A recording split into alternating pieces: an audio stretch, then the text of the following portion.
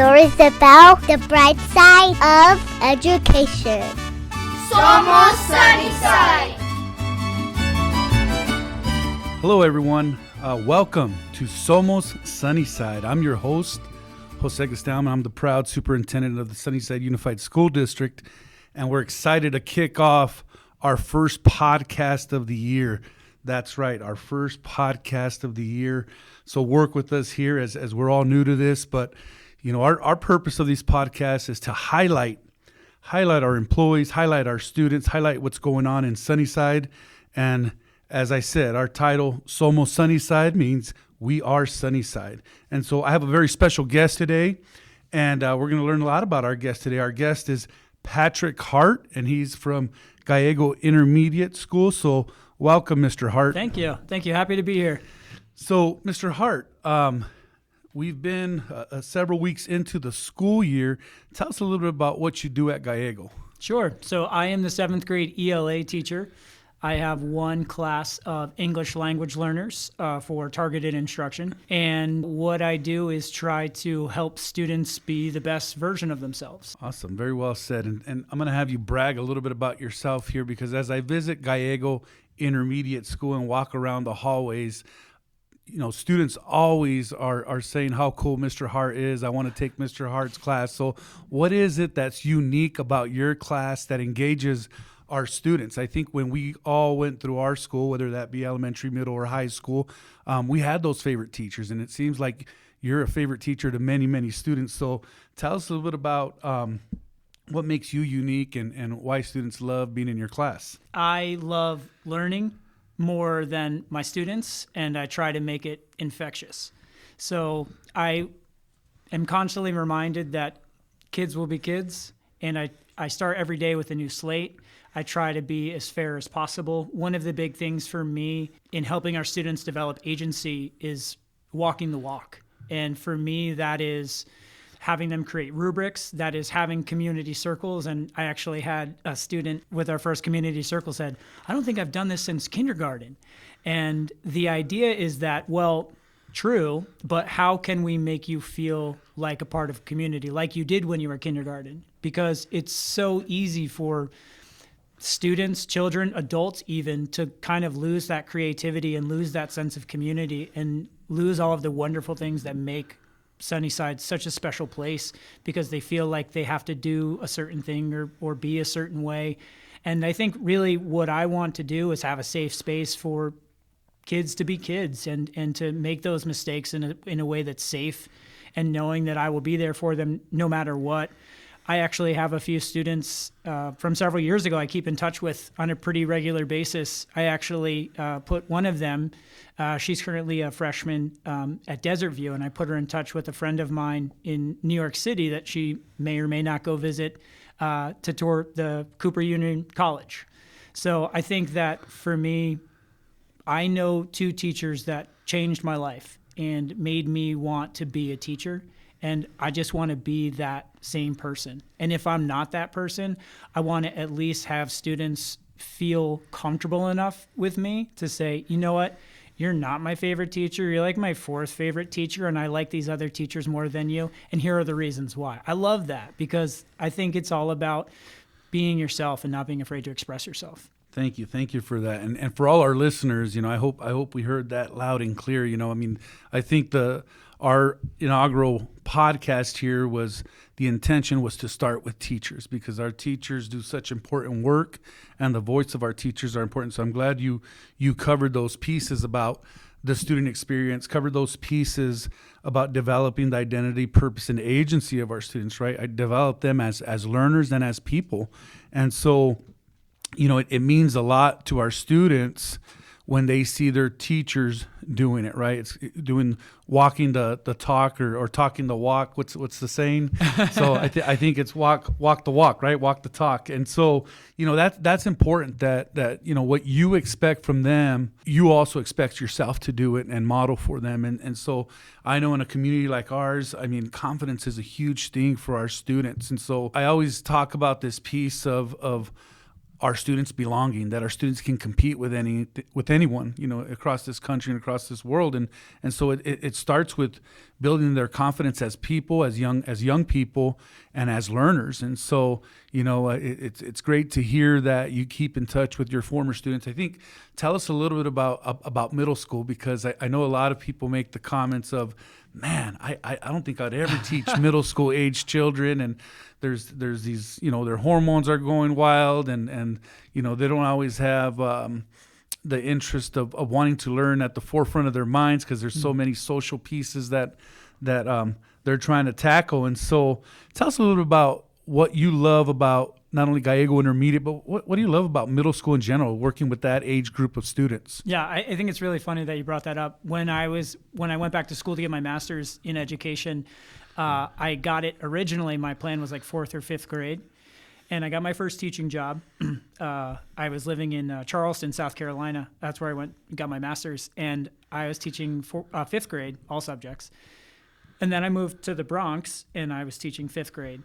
And then I moved to Tucson in 2019, and I was teaching 6th grade social studies at Drexel. And I kept saying, like, I'm never going to do middle school. But then when I met those kids, and just these huge personalities that are so wonderful and so unfinished, that I think about what I was like at that age, and I just loved it. I love how weird they are. I mean, I love how creative they are. I love that they have interests, and I may not understand their interests, but I have students that are so passionate about things.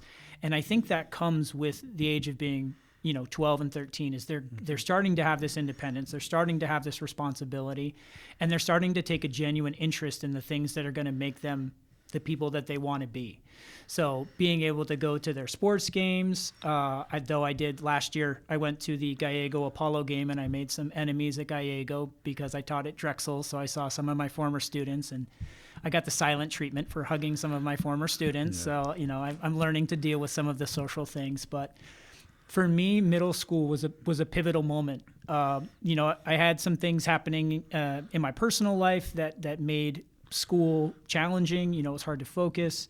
But that's when I really began playing music and being creative. I was in a punk band in 7th grade, and we got to play the 8th grade moving up ceremony, and it was so wonderful. And so I actually have students that come in during lunch, and I have a ukulele. They can play my guitar. I was just going to ask you, what instrument do you play? Yeah, I play the guitar. Player. Yep, still play the guitar. So I play that. Actually, I play that while the kids are doing their benchmark testing. Okay. To kind of help them focus, and I just play some calm music to try to help them focus. And sometimes they complain when I don't play.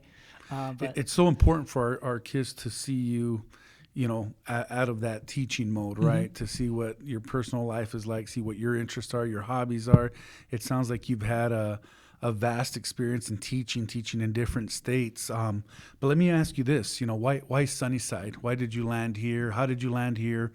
Where are you from? Are you from Arizona? It sounds like you're not from Arizona, but I hear people all the time say Sunnyside's a special place for me. I've never left the community. I've been in this community my entire life, so I'm always curious to hear why you chose Sunnyside. Yeah, that's a great question. I am from New York. I grew up in New York, and 2019, my girlfriend, she's from Tucson. She grew up in Catalina, and she was over in New York. She was fine with the weather in the winter, but the lack of sunshine was killing her. So she was like, do you want to go someplace where it's sunny all the time? And I was like, yeah, I'll follow you wherever. Let's go. So we came back to Tucson. Or I should say I came to Tucson. She came back to Tucson, and I became a desert rat like instantly. I loved Tucson. I loved the community. So it was love then, right? It was love brought you to Tucson. Love brought me to Tucson. Love's going to keep me here. Love brought you to the sunny side. For sure. And, so that's a cool story. It really is. But I still want to get to that piece because there's tons of schools. There are. Right, in Tucson.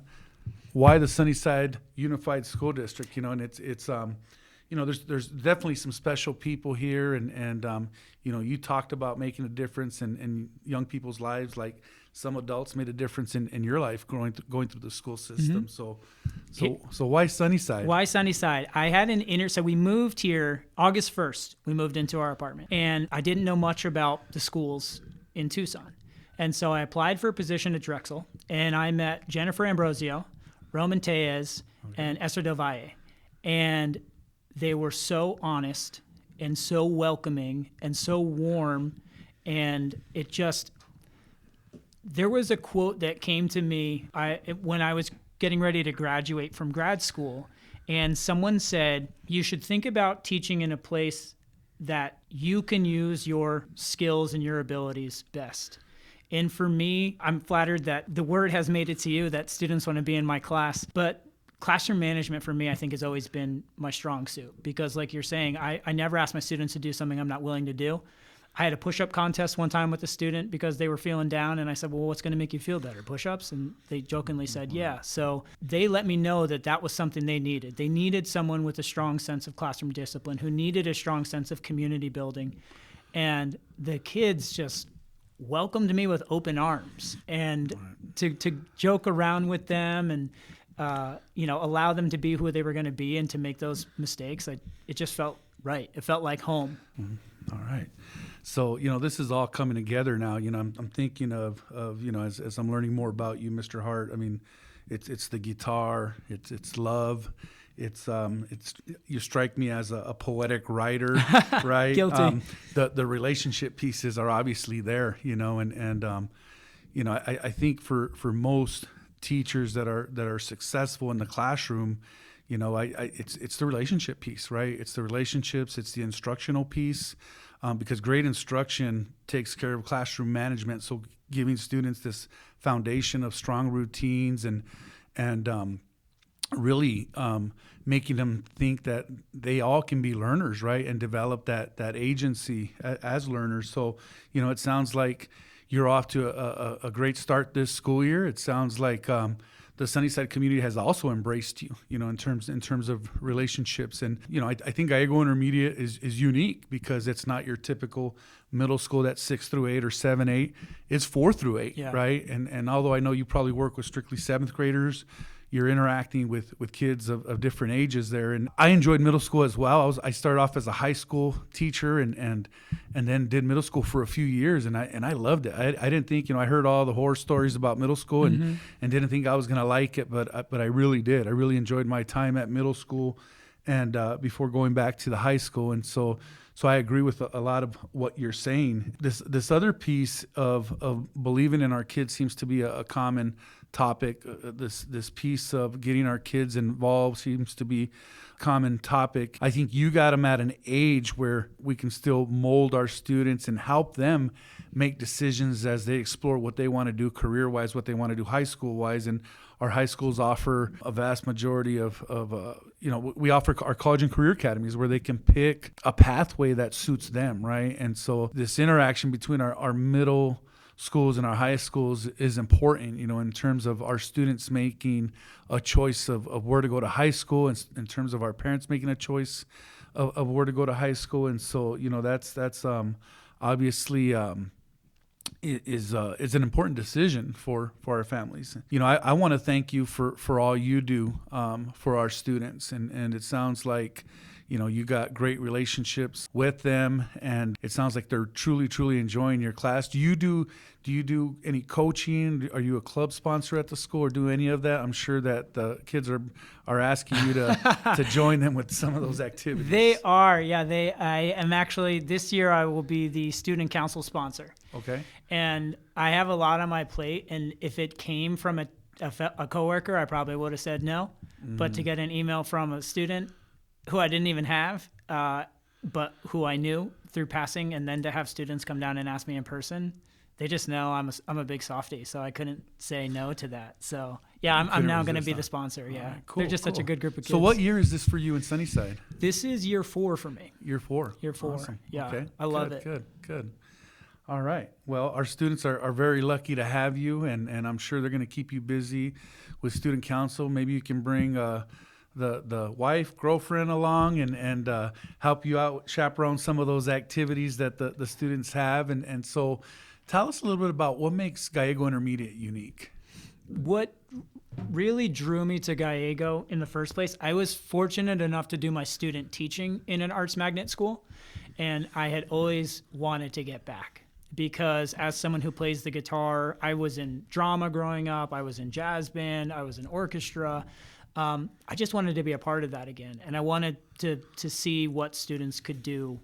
Like you're saying, like seeing with my hobbies and things like that, there's so much more than their grades. And I tell them that all the time. Like you're more than your test scores. You're more than your grades. You're a human being with emotions. Like experience those emotions and let whatever happens. So I was really drawn to the arts magnet side of things, and then getting there and seeing just how passionate some of these students are about what it is they're doing. Hearing the mariachi band for the first time, like growing up in New York, that is not something I had in my high school. So it was so cool to see, and the folklorico, and just the passion that these students have for their different arts is just beautiful.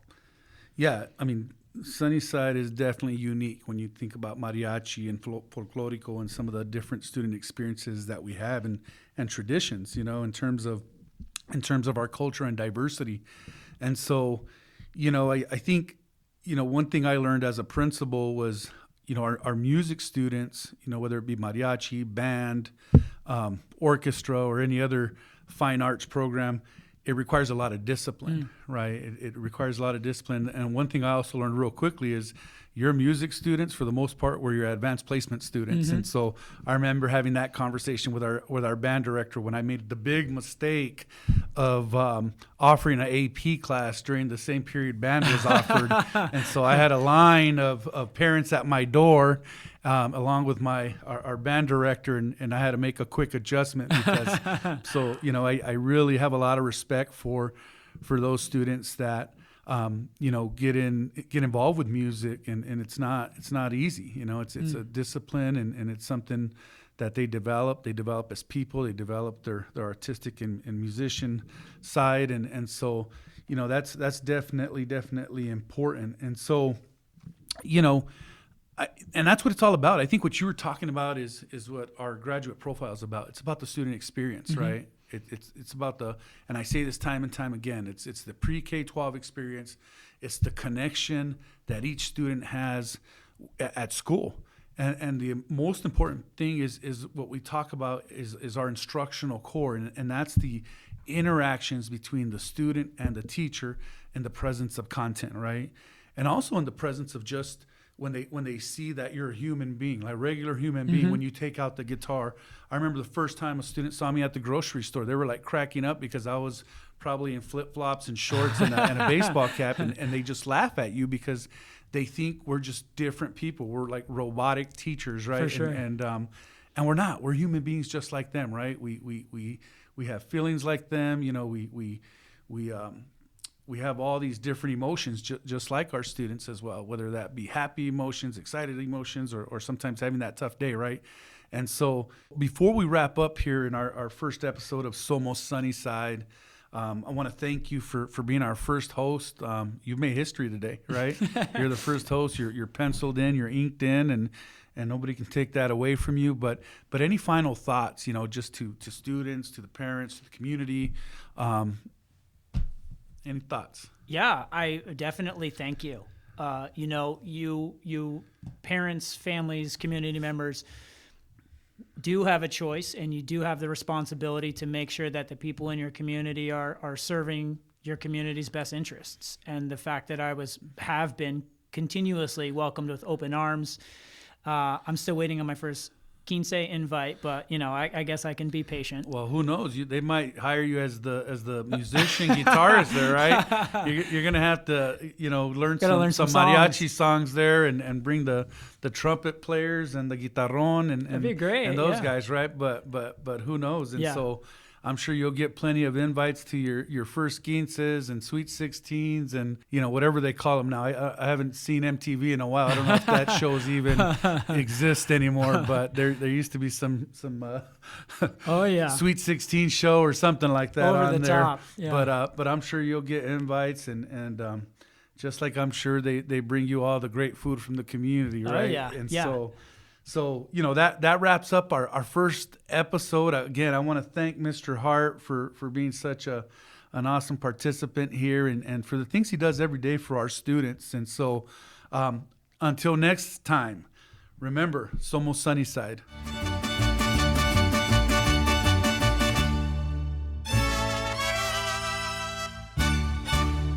Somos Sunnyside.